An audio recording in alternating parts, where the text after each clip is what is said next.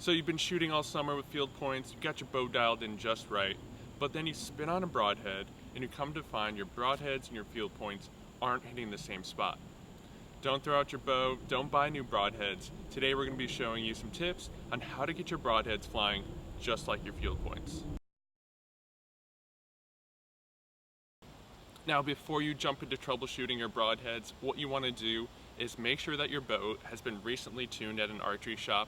That's going to give you a really good starting point of clean arrow flight. The first thing you want to do is you want to spin the arrow with the broadhead on it. You're going to need to use an arrow spinner. If you don't have one, call up your local archery shop, see if they have them in stock, or they might even have one at the shop that you can use. Place the arrow on the arrow spinner, and then you're going to give it a good spin, and just be careful not to bump the spinner as you're spinning the arrow. You just want to give it a really smooth spin, and you want to pay special attention to the point, like the very, very tip of that broadhead. You want to watch it, and it should be spinning really tight. If it's making a larger spinning loop or there's any kind of bouncing or wobbling, you know that's the issue. If your arrow is wobbling on the spinner, what you want to do is take your broadhead off that arrow, put it on another one, and test it again. If it doesn't spin on another arrow, then you know the broadhead is the problem and you need to get a new broadhead.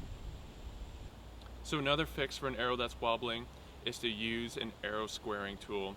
Basically what's happening when that arrow is wobbling is it means there's something not straight, usually in the connection point between the broadhead and the arrow shaft. Either the broadhead ferrule is bent or the arrow isn't square right at the end there, and basically have the same effect as if your arrow shaft was bent. So by squaring the end, you're eliminating another variable just to be sure that it isn't in fact the broadhead. If your arrows are spinning true and they still won't fly right, the next thing to look at is your fletching.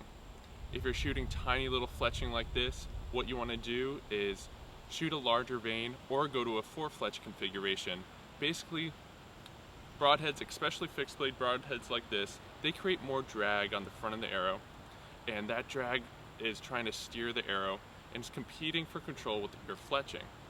So by increasing the size of your fletching, you're creating more drag on the back than on the front, and your fletching can steer the arrow. If your arrows are spinning true and you're shooting plenty of fletching, there's one last thing you can do, and that is move your arrow rest to get your broadheads and your field points hitting the same spot. If you're shooting a traditional bow, I would highly suggest you look up bear shaft tuning. Archery 360 has a great video on that. For you compound archers, I'm going to give you some steps on how to adjust your arrow rest to get your broadheads and your field points hitting the same spot. The first step in this tuning process is to shoot your broadhead.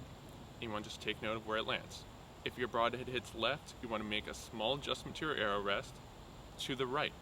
If your broadheads hit to the right, you want to make a small adjustment to your arrow rest and move it left. So basically what we're doing is we're moving the arrow rest a tiny amount in the direction we want the arrow to move. So again, for a right-handed archer, the broadhead hits left, move your arrow rest right. The broadhead hits right, move the arrow rest to the left. Once you've gone through these 3 steps, your broadheads and your field points should be flying true. If you're still having problems, there's probably a larger issue at play, and I highly suggest you bring your bow, your arrows, and your broadheads into an archery shop to have the professionals there to take a look at it.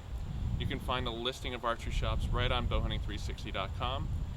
I hope this video was helpful. We'll see you on the next one.